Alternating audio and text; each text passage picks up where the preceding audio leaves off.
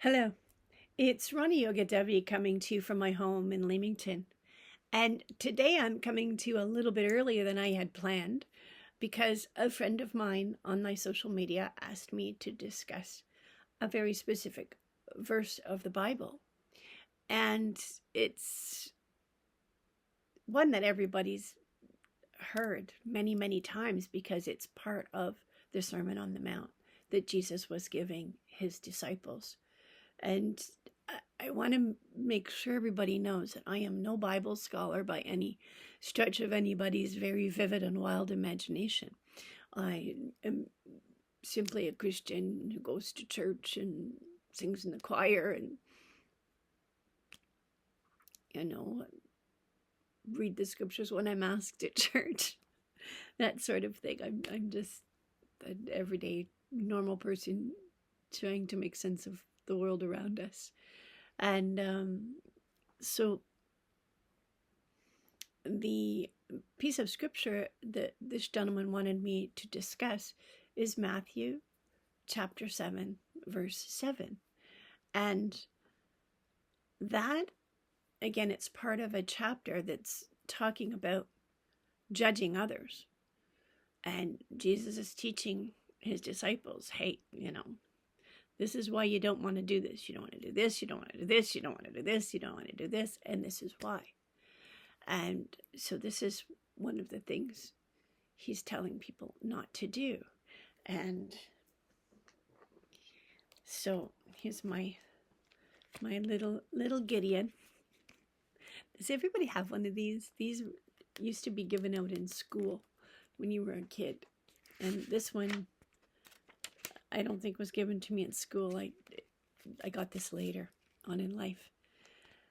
So Matthew 7, 7. Ask, and it shall be given unto you. Seek, and you will find. Knock, and it will be opened unto you. That's Matthew 7, 7.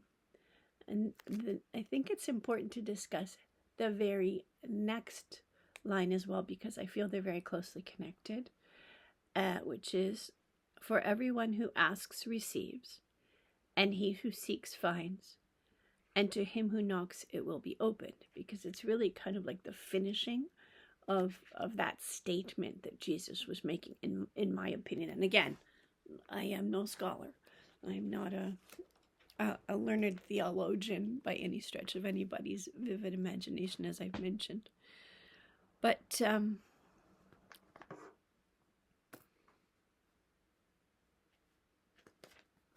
it's basically saying that if you ask God for something, you will get it.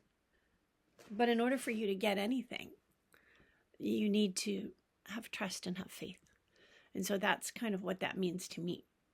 What I find is very interesting is that this very same bit of knowledge is also in Luke. And it's Luke 11, 9, and 10. And here's what it says. And I don't know what version this is, but I'm just reading it off of what I have looked up. So I tell you, ask, and it will be given unto you. Seek, and you will find. Knock, and the door will be opened to you. For everyone who asks receives. He who seeks finds, and to he who knocks, the door will be opened. So it's important. But I really feel that whole chapter is important. That whole chapter of Matthew 7 is all important, because how you behave towards others and how you think about others isn't about them. It's about you. It's about you judging, you deciding someone is this or is that, is better than you or not as good as you, on the basis of your observation, which 9 times out of 10 is limited or completely incorrect. So judging others is not a good way to live your life, because it just leads to people judging you. Because if you point a finger at somebody, this was a kind of a cool thing. If you point a finger at somebody, like, what's happening? There's 3 fingers pointing back at me, aren't there? So I don't like to point fingers, because I was taught that at a very young age. And so I don't do it. I don't do it. If I see somebody behaving really badly, I'll speak to the behavior. I don't speak to or about a person, but about the behavior. And I think that that's the most acceptable way to behave when you see behavior that isn't appropriate. And it's not appropriate to judge people. When you're hearing about somebody behaving in a certain way, it's very different from seeing that behavior and hearing that behavior, being on the receiving end of that behavior, or someone you love or care about being on the receiving end of that and you witnessing it. So I just think, love thy neighbor as you expect to be loved yourself. Because if you don't, then you're just losing. It doesn't matter whether you're Christian or any other faith. If you can't be nice to others, how in God's name can you expect anybody else to treat you nicely if their experience of you has not been nice? It's not been you being nice to them. So a lot of people really, really need to learn how to be nice, and it all goes back to kindness and the importance of kindness in our world. It's more important than ever before. People are becoming either very, very sensitive because of being mistreated, or they're becoming desensitized, and then they're becoming more reactive. And if you're on social media at all, you can really see how some people are just negative and always want to pick a fight everywhere online. And I think that's really sad, because they can't enjoy anything. They will see a comedy post and they'll find something negative about what the comedian says, and then somebody will make a comment and they'll find something negative about the comment that somebody made, even if it's saying, hey, this guy's funny. So just be aware of how you communicate with others, and not as open to judge others. That is so important. Be more aware of your reaction, because your reaction is your responsibility. That person's behavior is their responsibility, but your reaction is yours. So take that little bit of information and use it as you will.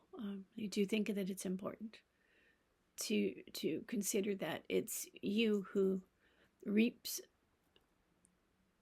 the karma for the seeds that you sow. Nobody else but you. And we all are in the same boat.